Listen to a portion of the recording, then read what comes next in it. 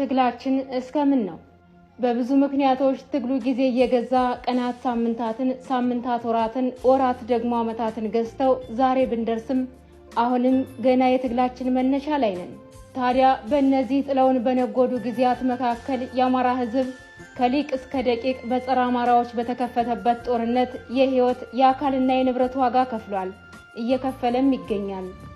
ቤቱን ንብረቱንና ቄውን ጥሎ ከዘመተው ፋኖ መካከል በርካታ የአማራ የቁርጥ ቀን ጀግኖቻችን በየጦር ሜዳው አጥተናል፣ እያጣንም ነው።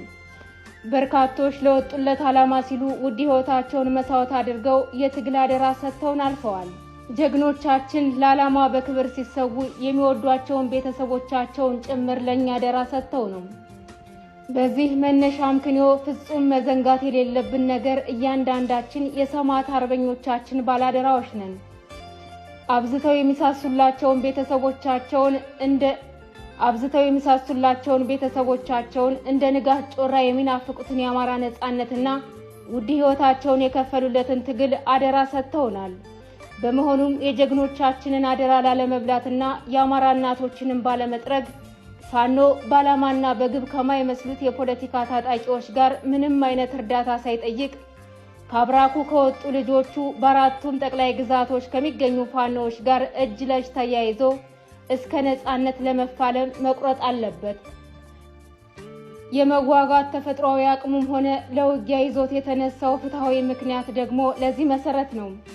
ይሁን እንጂ ሁሉ ነገራቸውን ትተው ሊሞቱለት ከፊት የተሰለፉ የቁርጥ ቀን ጀግና ልጆቻቸውንና አደረጃጀቶችን በመግፋት ስም በማጥፋትና በማሸማቀቅ ካገዛዙ ባልተናነሰ ከአማራ ጠላቶች ጋር በመሞዳሞድ የሚገኝ ፖለቲካዊም ሆነ ወታደራዊ ጥቅም ፈጽሞ የለም። ይህንን በመረዳትና ራስ በቅ በመሆን አማራው ከጫፍ እስከ ጫፍ አንድ ላይ ቆሞ የአባቶቻችንን ታሪክ መድገም ይገባናል። አማራው የማሸነፍ እንጂ የመሸነፍም ሆነ አጀንዳ የመቀበል ታሪክ ፈጽሞ አልነበረውም። ዛሬም ሊኖረው አይገባም። ጠላትን የመለየት ችግር ሊኖረን አይገባም። ወያኔ ካገዛዙ ያልተናነሰ የአማራ ጠላት እንጂ ወዳጅ አይደለም።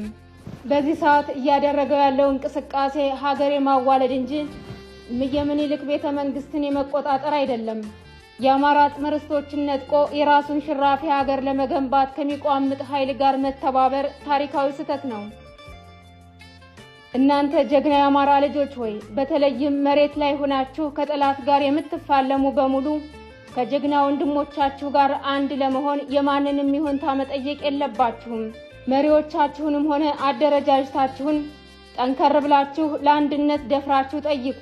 አገዛዙን ሳትፈሩ የገጠማችሁ መቼም ለመጠየቅ በቅርብ የሚገኙ አመራሮችን ለመጠየቅ ታመነታላችሁ ብዬ አላምንም። አንድ ላይ ቁማችሁ ለመታገል ደግሞ የትግሉ መነሻ ምክንያቶች በቂ ናቸው። ይህ የፋኖ ፖለቲካዊ የትጥቅ ትግል እንቅስቃሴ የሚያስጨንቅ ግዙፍ ሰራዊት የገነባ ቢሆንም ዛሬ አንድ ላይ መቆም ባለመቻሉ በጠላት ሰርጎ ገቦች፣ በይስሙላ ፋኖዎች፣ ካገዛዙ የጥቅም ሸሪኮችና የድል አጥቢያዎች መሪነን ባዮች አማካኝነት የጠላት አጀንዳ ተሸካሚ እየሆንን መጥተናል። ዛሬ ላይ እነዚህን መሰል ጠላቶች በስፋት በየአቅጣጫው በመፈልፈላቸው ምክንያት ትግላችን ጊዜ እየገዛ አሁን የደረስንበት ላይ ቁመናል። የቱንም ያክል አያሌ ዋጋ ብንከፍልም ቀናቶች ሳምንታት ወራቶችን ገዝተው ወራቶች ደግሞ ዓመታትን የገዙ ቢሆንም ዛሬም የትግላችን መነሻ ላይ ቁመናል።